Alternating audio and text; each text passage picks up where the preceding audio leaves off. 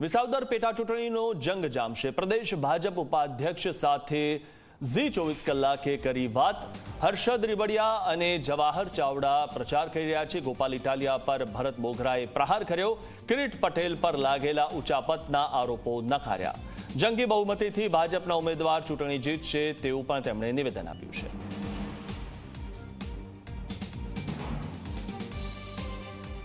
વિસાવદર પેટા ચૂંટણીનો જંગ જામ્યો છે. મારી સાથે ભારતીય જનતા પાર્ટીના પ્રદેશ ઉપાધ્યક્ષ ભરતભાઈ બોઘરા છે. ભરતભાઈ, વિસાવદરની ચૂંટણી અને પેટા ચૂંટણી ખાસ કરીને કઈ રીતના જુઓ છો, અને ખાસ વિસાવદરની અંદર આમ આદમી પાર્ટી આપની સામે સીધી મેદાને આવી છે? વિસાવદરના ખેડૂતો વચ્ચે હું છેલ્લા 10 દિવસથી ફરું છું. ખેડૂતોની વચ્ચે સંવાદ કરું છું.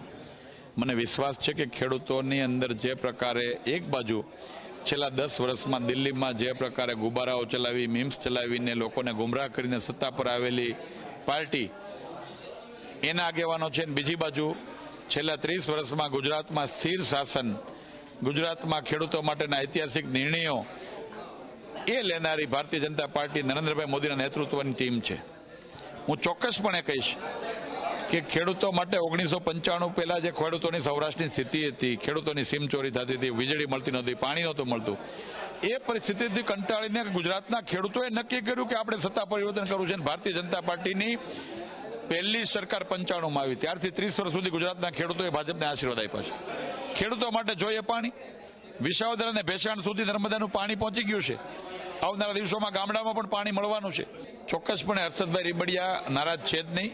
છેલ્લા ઉમેદવાર ડિક્લેર થયા ત્યારથી કન્ટિન્યુ પ્રવાસમાં ફરે છે. એમની સાથે અમે પણ અનેક વખત પ્રવાસમાં ભાષણો એમના સાંભળ્યા છે. હર્ષદભાઈ તો જવાબદારી લેશે. વિસાવદર ભેસાણમાં હર્ષદભાઈ એક નહીં, કનુભાઈ ભાલાડા, હર્ષદભાઈ રીબડિયા અને ભૂપતભાઈ ભાયાણી ત્રણ નેતાઓએ ભાષણમાં એમ કીધું કે અહીંયા એક નહીં 4 ધારાસભ્યો છે. અમે 3 છીએ અને કિરીટભાઈ ચોથા આવશે. એટલે કોઈ નારાજગીનો સવાલ નથી. મને એ એઆઈનું વર્જન સ્વર્ગસ્થ કેશુબાપાનું જોયું, મને ખૂબ દુઃખ થયું. એટલા માટે કે કેશુભાઈ પટેલ એ ખેડૂતોના નહીં, સમગ્ર ગુજરાતના સન્માનની નેતા છે હતા. કેશુભાઈનું સ્થાન લોકોના હૃદયમાં છે.